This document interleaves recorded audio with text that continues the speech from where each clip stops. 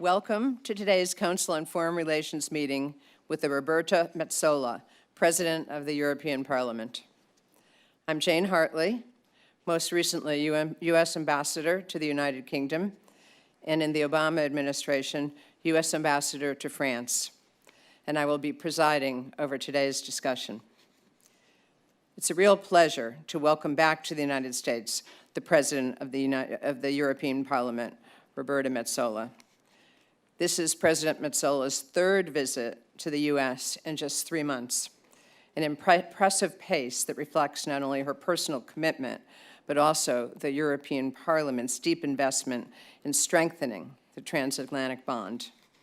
She's here in New York today to speak about the vital importance of a strong transatlantic economic partnership, a message she just shared with the European American Chamber of Commerce this morning, and will continue her meetings with Wall Street leaders this afternoon. At a time of constantly changing geopolitics and ongoing wars on the European continent and its neighborhood, President Metsola is here leading discussions about how Europe and the United States can cooperate better to tackle common foreign, security, and trade challenges to the benefit of all our citizens. We'll have the opportunity to delve deeper on these issues with President Metsola in the coming hour. And President Metsola is the youngest person ever elected to lead the European Parliament. She's a passionate advocate for democracy, for European unity, and for a transatlantic relationship that delivers for our economies, for our security, and for our shared values. We're joined today by CFR members attending in person in New York, all of you, and this event is being live streamed. So now I'd like to welcome President Metsola to the podium to give opening remarks before we get into our conversation. Thank you.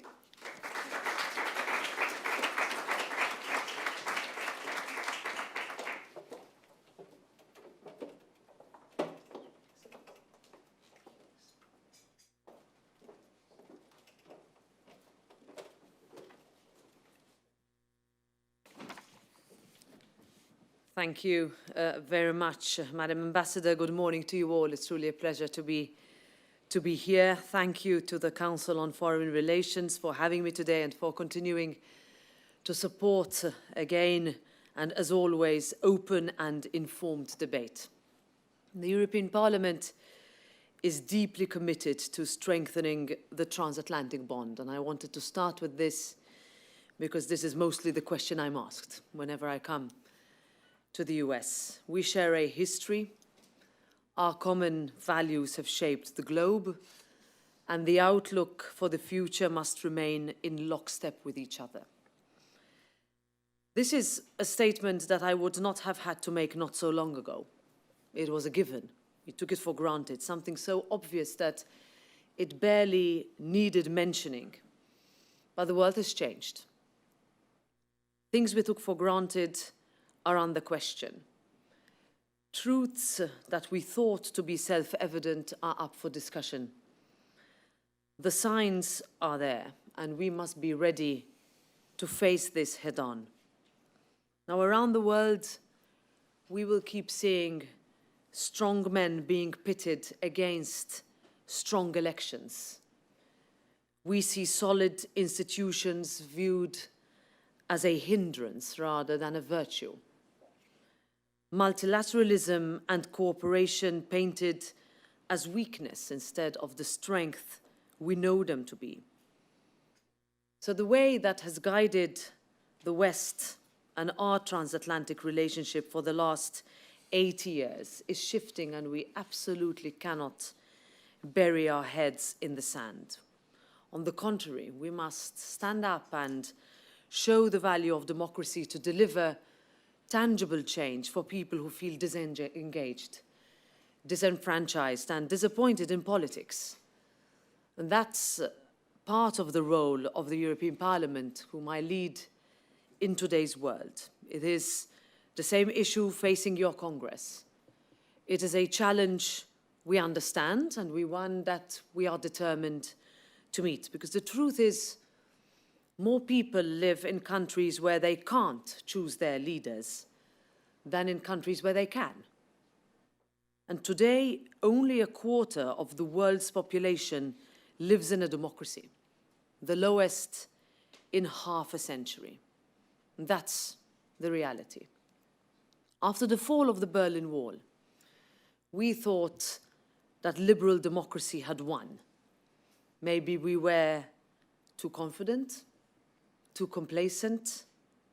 We thought democracy no longer needed to be defended, and that history had somehow moved on. Most importantly, I think we stopped teaching people with the urgency that it required. But when Russian tanks rolled into sovereign, independent Ukraine on the 24th of February 2022, that illusion was shattered. It became existential. We were reminded brutally that peace can never be taken for granted. That if we don't stand up for our way of life, then others will step in, offering a very different vision based on a very different set of values. That day for us changed everything. And Europe and the United States responded as one. But if the 24th of February was a moment of unity, it was also a very big wake-up call. For too long, Europe had relied on others for its own security, on America.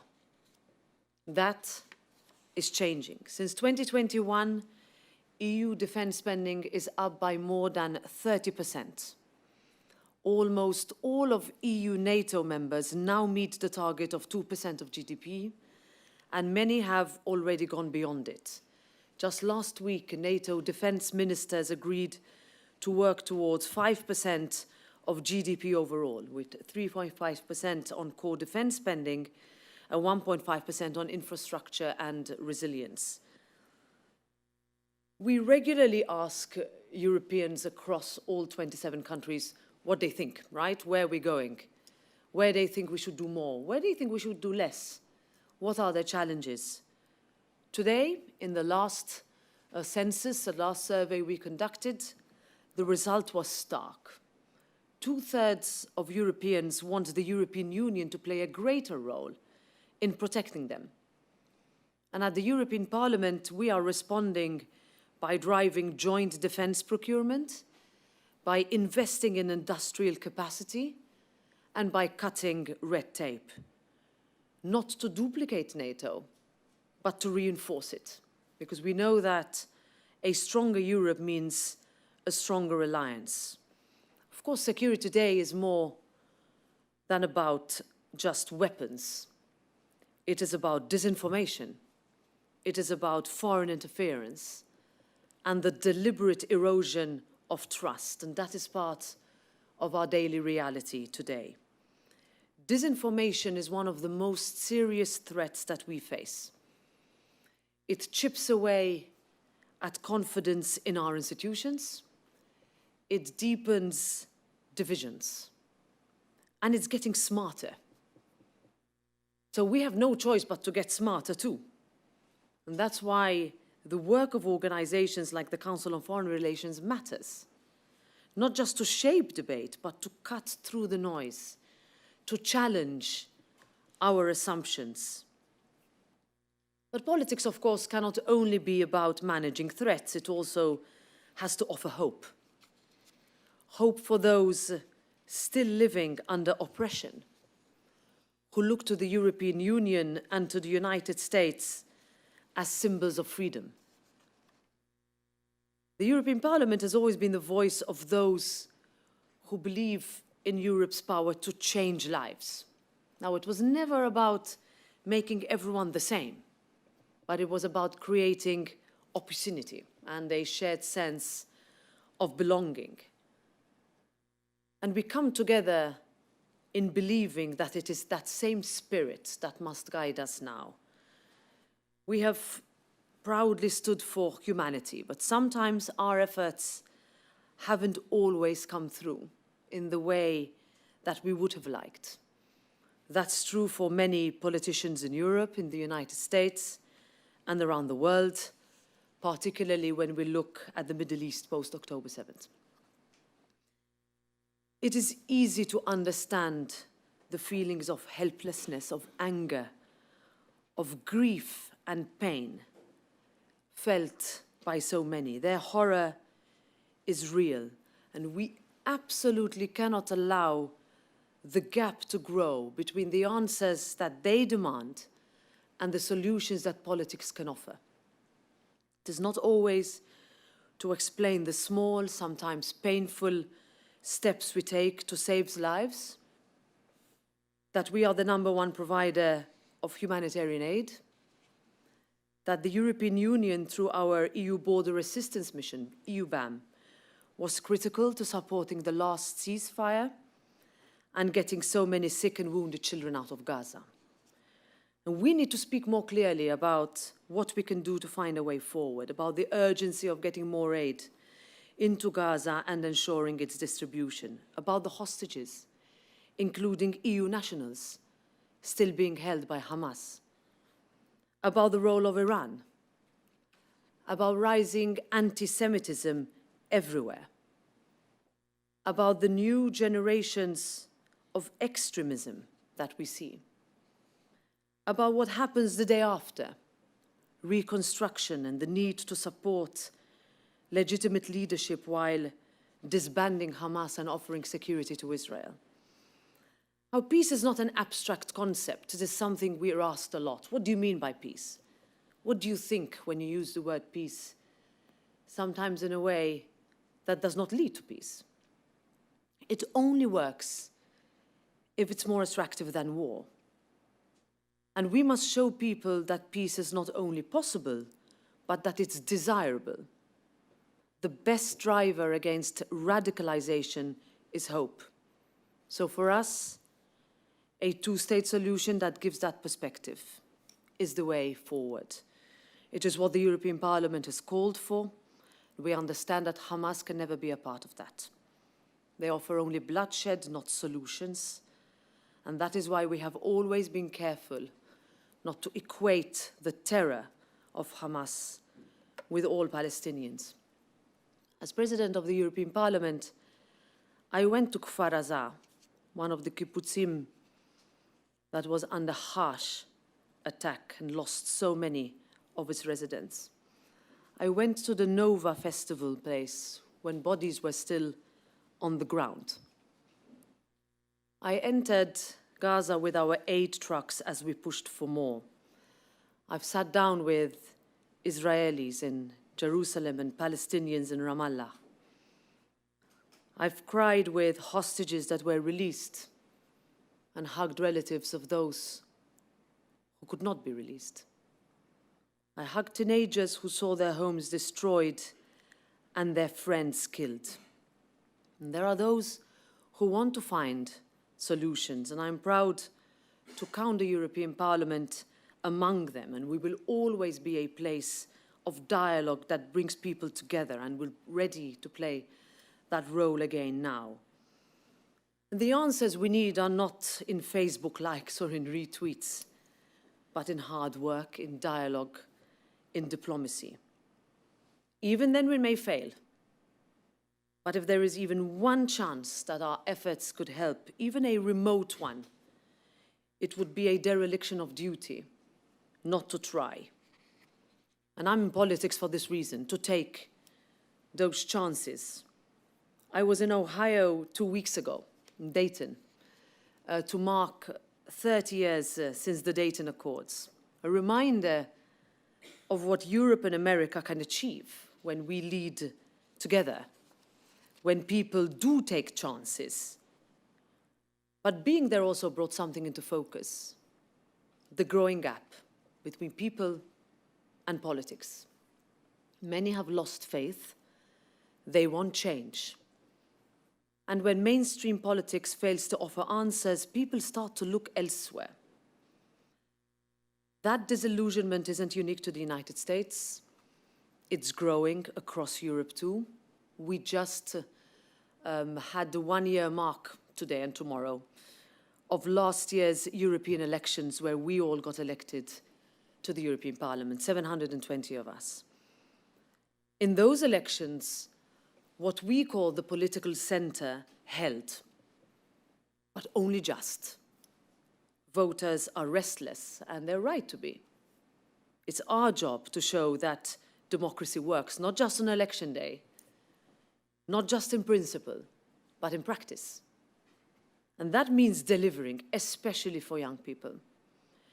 They didn't live through the Cold War. They're not asking abstract questions.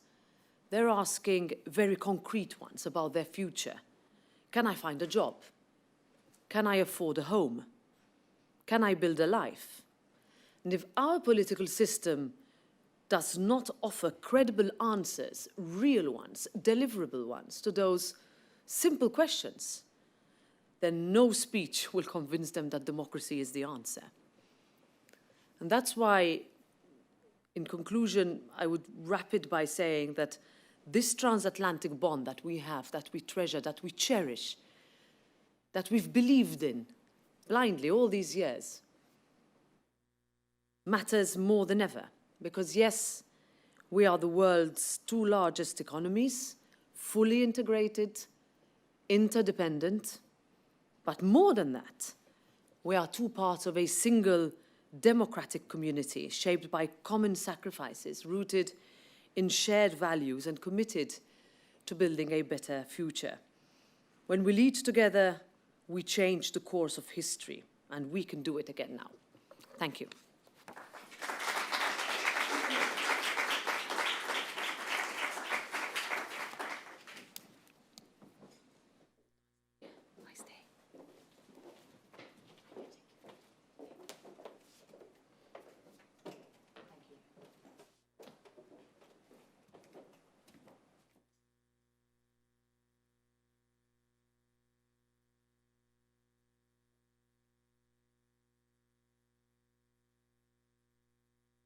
Wonderful. You want it? Oh, thank you. Thank you so much for those inspiring remarks. I'm going to drill down on a few of the subjects that you've already raised. First, Ukraine. The war in Ukraine has shifted perceptions across Europe, as you said. What lessons has the EU drawn from this war about its own security, and how are you in the European Parliament ensuring continued practical support for Ukraine on the road to peace, but also reconstruction, in my view, very important, and EU accession, which is also very important? And how do recent elections and others in the future affect this unity, and particularly when I mentioned the Polish election? All right. So I think the 24th of February 2022 will be a date that none of us will forget. Waking up to the harsh reality of something we thought would not happen, hoped would not happen, very little idea about how we would handle it. But make no mistake, a brutal understanding, one, that we were, in some countries, almost fully dependent on Russian gas, and were absolutely not ready, from a military point of view, to figure out that this was in our neighborhood, on our doorstep. Now, of course, when things like that happen, a wake-up call means that you either do nothing or you do a lot. And there was no doubt, and I was impressed by the majorities that there were in the European Parliament, which was almost unanimous, to say two things. One, that Ukraine should be a member of the European Union. First thing we said. 1 week after, 1st of March, we said it. There were some others who said, oh, it's too early, don't say that. We're convinced.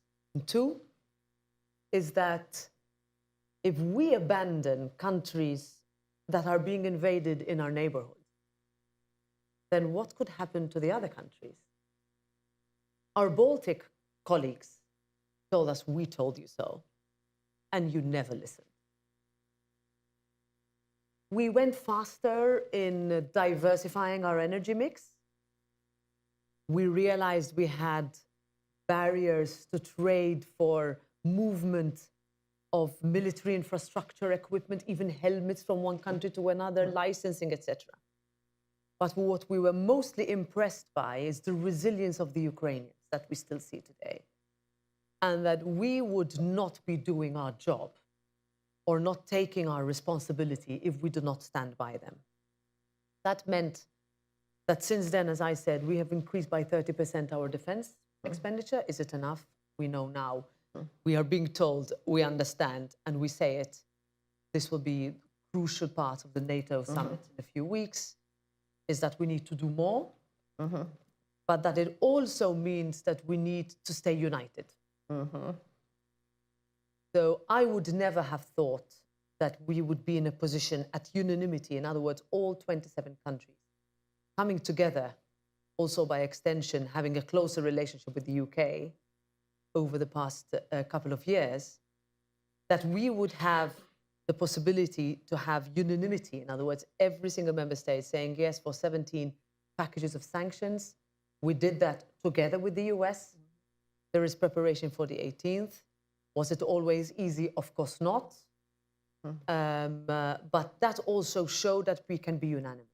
You asked about specific situations on the ground. Most of the help, solidarity, absorption of 7 million refugees at the beginning of the war in the neighboring countries took place not because of the leaders of those countries, but because of the citizens. We have Ukrainian communities in all our countries that are very well connected and very vocal. And they put us to shame when we were not doing enough. And you could tell that election by election, leaders were choosing to express tangible solidarity with Ukraine, which would also mean that electorally they did well. The situation is complicated now, but what we've done is that rather than let this discussion be, let's say, taken over by the extremist fringes that would be Eurosceptic, traditionally very intolerant, etc., is that we've made it easier for us to increase defense spending, be clear on Ukraine, while not taking away from expenditure in other areas. With Poland, one would need to see the person around the table taking the political decisions, I just said, is the Prime Minister, who is a very good friend of Ukraine. We're also very happy with the outcome in the elections in Romania.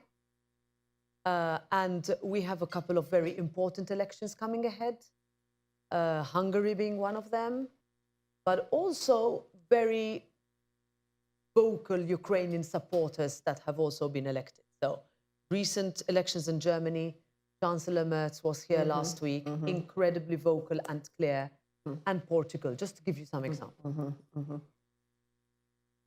Just one follow-up. As countries look to increase their defense spending from 2 to 3 to even 5%, sounds like you're saying that there is public support for that, because it was interesting when I was in the UK, and they did produce a very strong defense strategic plan under Secretary Healy, but huge amounts of fiscal pressure. What are they going to spend on fixing the NHS or an increased defense budget? So far, they're holding quite firm. But what do you see in other countries? Just one quick follow-up also. We've learned a lot from the Ukraine war. We've learned a lot about how wars are fought. I think wars will not be fought how they've been fought in the past, but how they've just been fought, including this recent drone attack, which was, in my view, pretty impressive. How does that change as you're looking at these defense budgets? Well, first of all, we've taken decisions for the deficit triggers not to be triggered when expenditure is used for defense. We needed to do that because we need to convince our populations that that expenditure is not going to be taken away from health and education. Is it always successful? No. Is it utilized by parties in opposition to place pressure on government? Yes. The worst would be if we didn't explain it, or if we gave the impression that if you are a supporter of peace, that means that you do not invest. And we're not succeeding in that in many countries. You can see that there is a push for peace to be redefined as essentially capitulation. The second thing is that we have realized, and this is clear, and also in the way our companies are adapting, technology companies, also to remain competitive, also to be on the path to economic growth, which we need to continue to be on the path of economic growth. Otherwise, we will not manage to continue to support countries that are under pressure, but also that brings in to the conversation we have with our US counterparts in order to see where we go in this economic relationship in which we are so interdependent, one way or another. So we can talk about numbers and deficits, etc., but at the end of the day, we're the number one largest trading partners. Second thing is that if we manage to go on the path of economic growth, then our defense expenditure can be diversified by investing in our new and emerging technologies. Could be lenses, could be artificial intelligence, could be building of drones, fraction of a cost of what traditional military equipment is. But we're also focusing a lot on cyber, because if we, and I mentioned disinformation, but if we look at where the threats really are, when a country can be taken down with a blackout, then if you're not prepared to defend yourself against that, then we're much more vulnerable than we think we are. And it's not traditional warfare in the way we know it. So in that case, we're going to be the ones also, and we've been pushing that as a parliament, because that also makes it more acceptable in a number of member states, because everybody understands that servers need to be protected, and that also comes into the defense expenditure and how it's explained. Can we go a little further on the economic relationship between the EU and the US? You said it is critical. I agree. I also agree that the economic and fiscal situation in many of these countries is difficult right now. So how do you see the trade talks playing out, and what impact do you think they will have? In any sense of a timeline? Well, we have a due date. You would probably have to tell us. We don't know either. Dates move. I need to remain optimistic. I have to say this. I mean, there's no alternative to the strong transatlantic bond we have.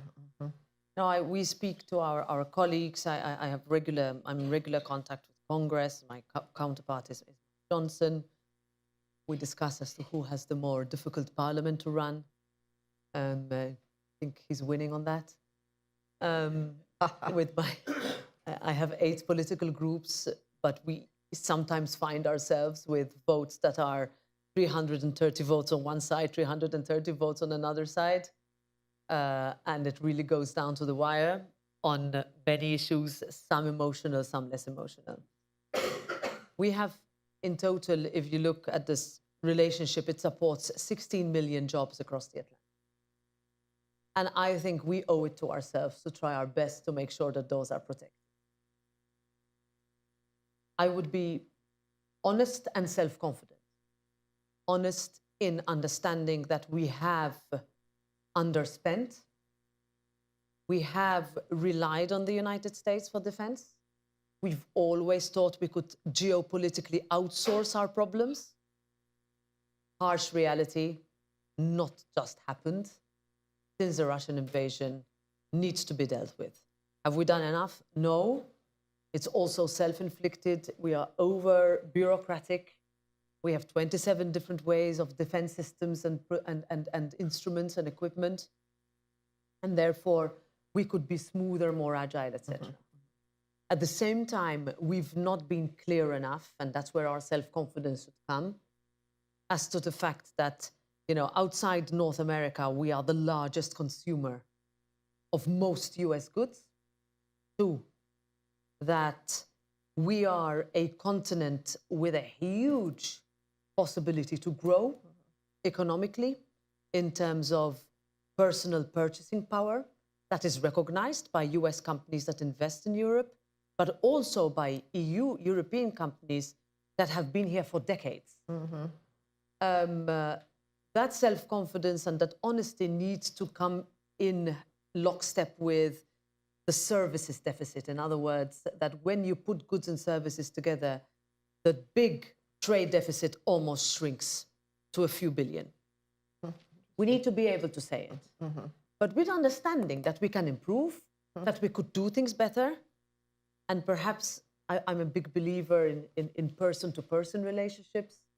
You know, at the end of the day, we're not emotional, and we keep calm, then I think we can reach some sort of deal by July.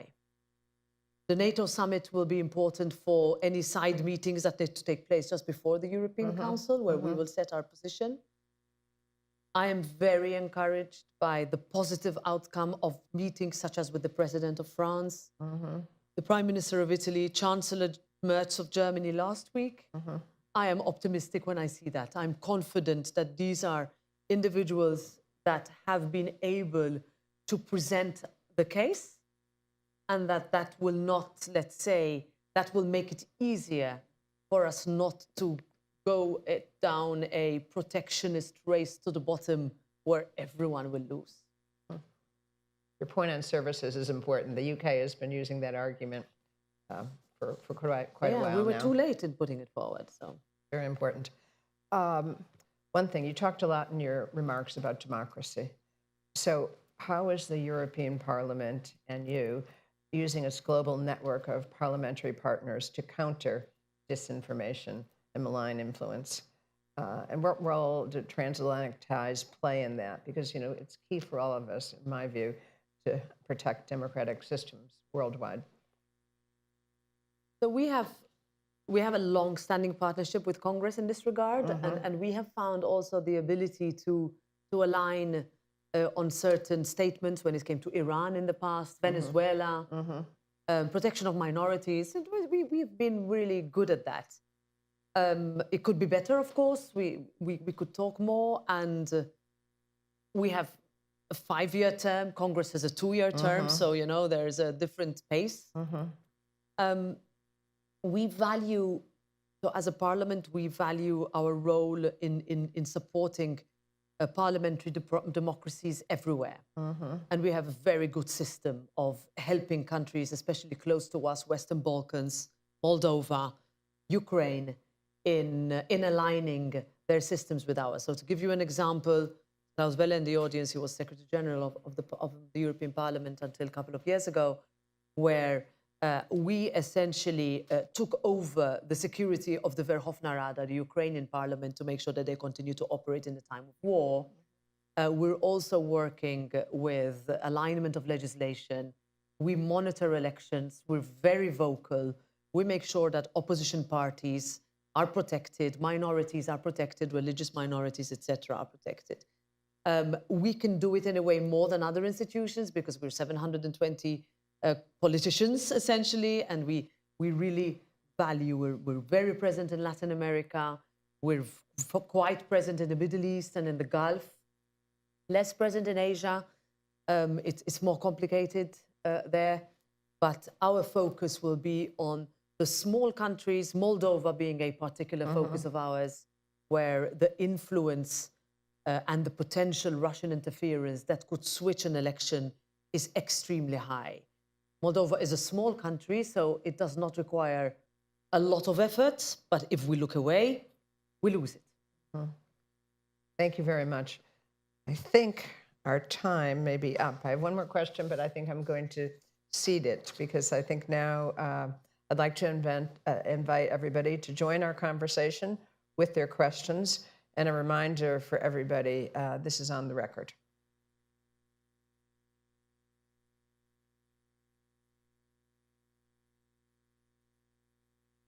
Thank you. My name is Lucy Commissar. I'm a journalist. I'm from a Jewish family. My grandparents came to this country over 100 years ago, separately from Eastern Europe and Russia.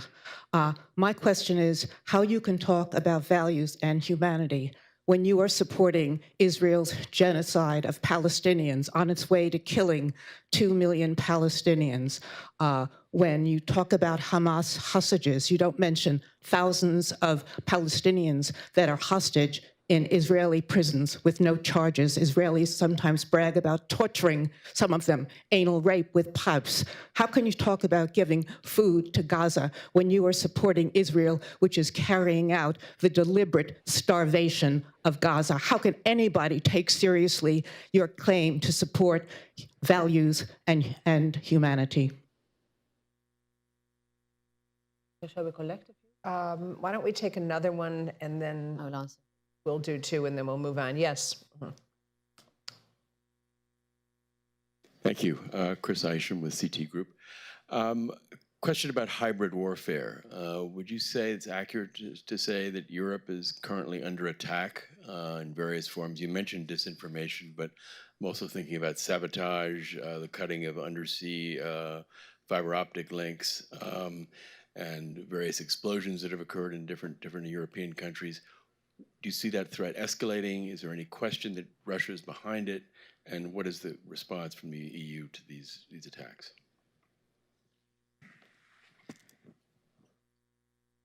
Why don't we do two, and then Yeah, we'll yeah, of move course, on of to do course. two more.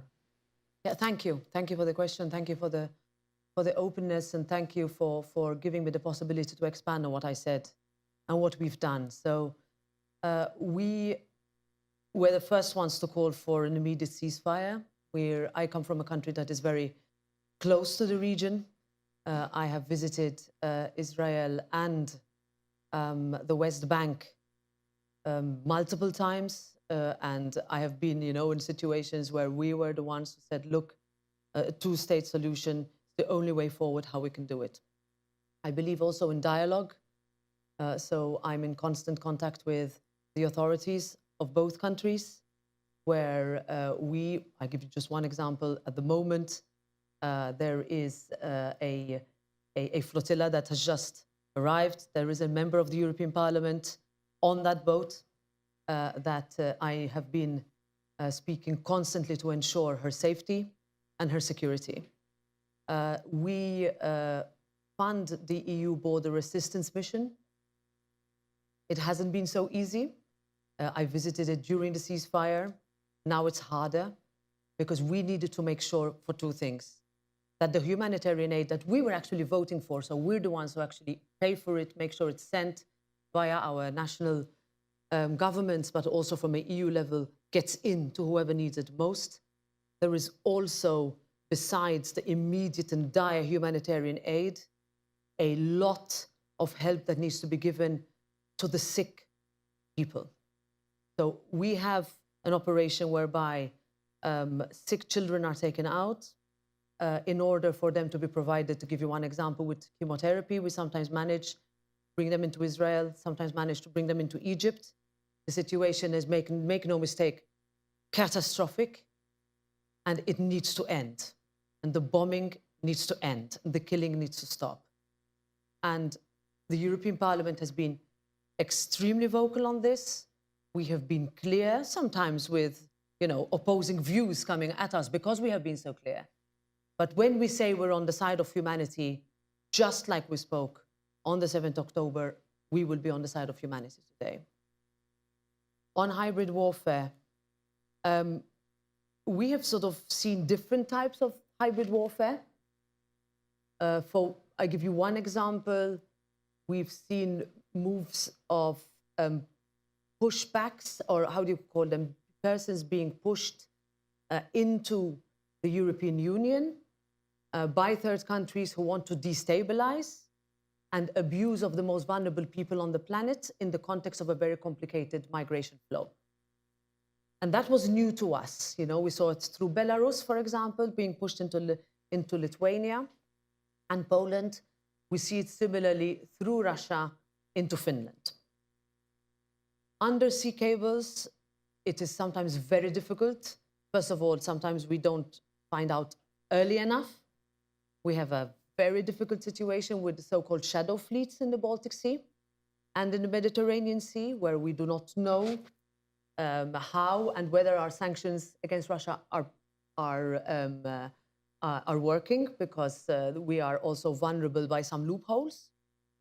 Thirdly, when it comes to particularly the Baltic Sea, the cooperation between the Baltic countries and the Nordics, so Finland and Sweden and Denmark, is extremely good. Their security services are interoperable, their intelligence, we rely as well on the UK and in the US on this.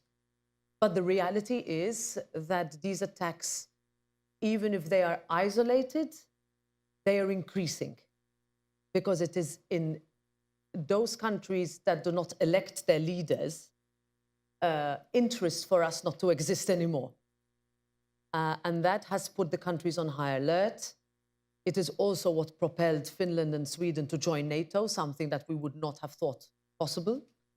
But also making sure that we have a system whereby when we talk about democracy shield, when we talk about interoperable information and intelligence services, we're better equipped to react quickly. My wish is that there was better integration of Europol and Interpol. This is quite a discussion we've had for a long time. When the UK left the European Union, I was worried that we would lose the intelligence side of information, but that didn't happen. And therefore, in this new world where the attacks are very harsh and come in all sorts of forms, our preparedness needs to be better. We are improving, but we could be better.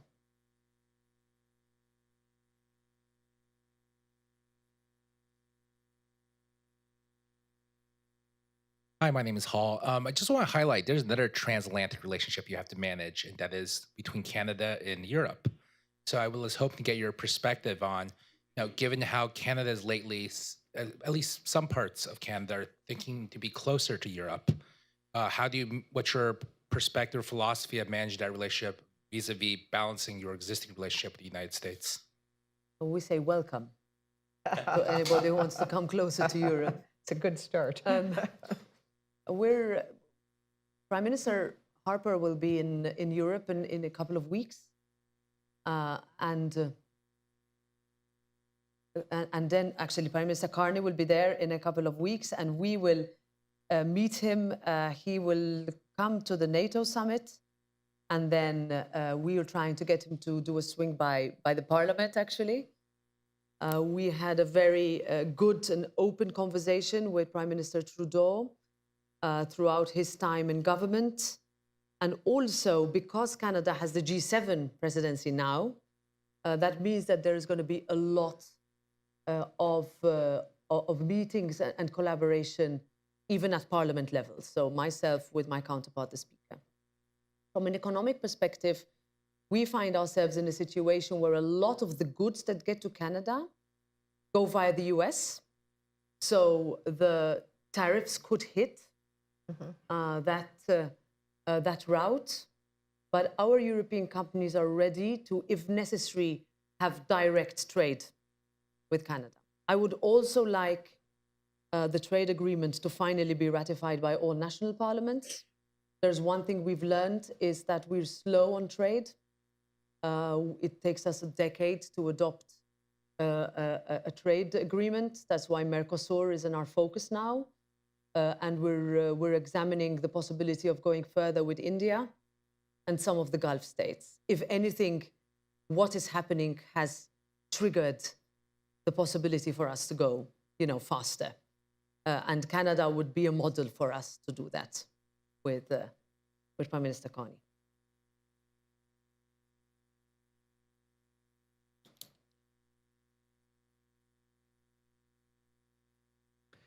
Hi, this is Manoj Singh. I'm in banking. We live by the numbers, so I'll have a question for you about numbers. You painted a rather pessimistic picture about just a quarter of the world's population living under democracies. And as I look at the 8 billion people and start adding up some of the countries, I think it's more like half. You start with 340 million Americans, 450 European Union, 1.4 billion India before we count Japan, Australia, Canada, and a whole host of Asian and in the Americas, which are democracies. Why do you consider only 1/4 to be democracies? Well, the point that I wanted to make is that what we are seeing, and we can of course discuss the details and the specificities of the numbers, is that access to elections is becoming weaker and weaker. Where I come from, in the Mediterranean, the countries that used to have free and open and fair elections are sliding. And therefore, those would go into numbers of what would before not be. Thirdly, where we see countries which have elections that are not considered to be open and fair. And there we need to be clear in saying, look, do not exclude people from having the possibility to choose their leaders. We can expand it as well. We have a big debate in Europe of people who live in countries for a long time and don't have access to vote. And therefore they don't have the possibility to choose the leaders that essentially run their lives. It's quite sensitive because you have countries that say, okay, even if you were born here, you will not be given the right to vote. But we would argue not to allow or find a situation where people cannot vote anywhere. And that is specific to each country. We have another regression that we see also in the European Union, so we're not pointing fingers at other countries, where there is a sort of a deliberate sort of attempt for some people in your communities not to vote and not to give them the possibility. And there we're very worried.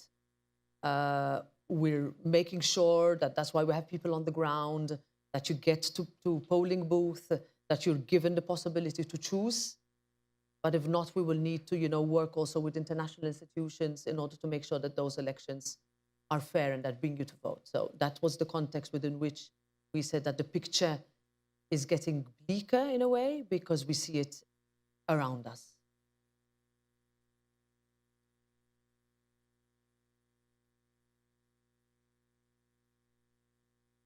And then you're next then, okay. Mark Hetfield, president of HIAS, which is a Jewish Communities Refugee Agency. Europe's response, which you already spoke about, to the Ukrainian displacement was astonishing in a good way. Europe's performance in terms of refugee resettlement has been less impressive, but we were very excited 13 months ago when you signed the new EU regulation on refugee resettlement, providing a framework for refugee resettlement and humanitarian admissions. Now that the US has pretty much completely left the scene when it comes to leadership in the refugee resettlement area, where do you see Europe going?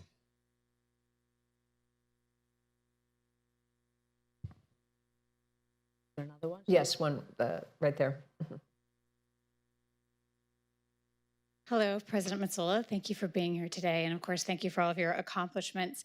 Climate-related matters are obviously a top priority for much of the world. I feel like it's my responsibility to say CFR's Climate Realism Initiative is doing some great work on this.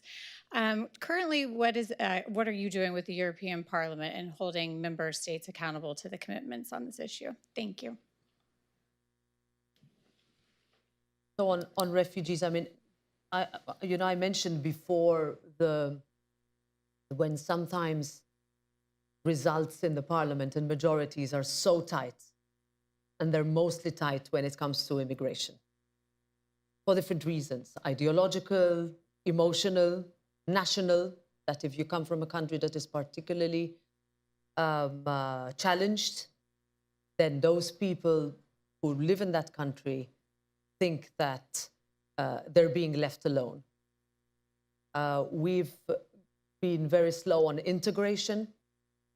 We do not have a proper system of solidarity, as we would call it. So in other words, possibility to move from one country to another once you've been given asylum.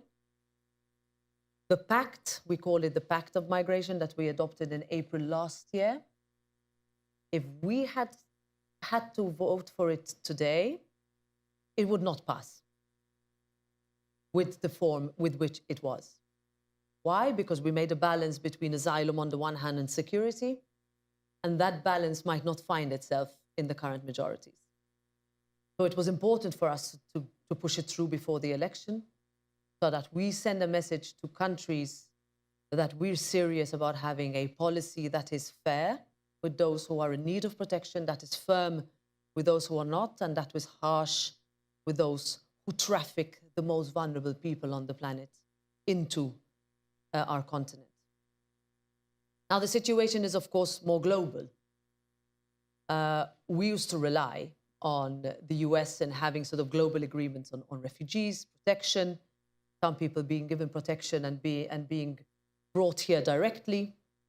Europe does not have that system. You know, you come to the border and then your asylum application is processed, etc. My one concern is that we look away from the largest refugee camps in the world, where you have millions of people who depend on development assistance and US aid, have been under the auspices of the UN for decades. And I'm worried about that now for two reasons. One, what will happen to those millions of refugees with nowhere to go, largest ever amount of displaced people in history. And two, there are a number of European countries that have progressively decreased their investment in overseas development aid for different reasons. Political formations, budgetary cuts, inflation, etc. We have a particular situation in Sudan. So there is a lot of aid going in there, but it's a drop in what is needed. So Europe will step up, but with the realization that governments will need to balance what they need to do. So you have countries to tell us, we're investing everything in security now. And this, in a way, it will link to the second question on climate. So 5 years ago, so the last election, 6 years ago now, the last election we had to the European Parliament, the number one top concern for all countries was climate. Today, it is still the number one concern in many countries, especially for the younger generation, but it's also with security as an equal. So we have a choice. We have, and we're very ambitious in this regard, we're coming close to the 10-year anniversary of the Paris Accord. We're adopted the emissions trading system for maritime, for aviation. We're still trying to make carbon border adjustment mechanism a success. We're trying to find what we call own resources, where the EU can actually make its own funds to help pay back some of the debts. And then we're also making sure that the targets by different member states are met. We're also being told at the same time by our companies that they're overwhelmed by regulation, and that what could be potentially absorbed by a very large industrial corporation is impossible to do for a small business. Europe is built on the small businesses, and we have been told that some of our regulation, first of all, is unimplementable. It is also unfeasible and will lead to them closing down.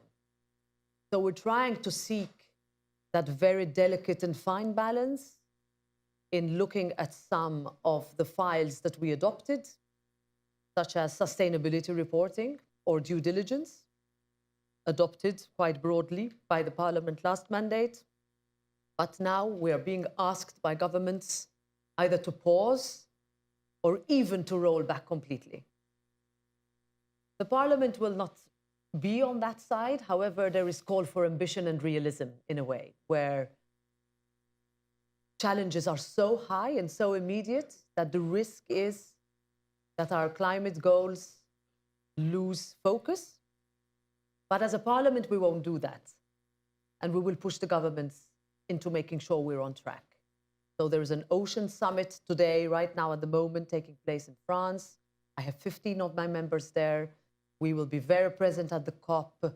We would like to make sure that in November, when we celebrate 10 years of the Paris Accords, that we remind what we aimed at and that the targets are met. Not all countries can do it, but some countries can, and they should. So I think it is 12 o'clock, and since the council prides itself on running its meetings on time, I think now is the end of this terrific conversation, and I think we should all give President Metsola a round of applause.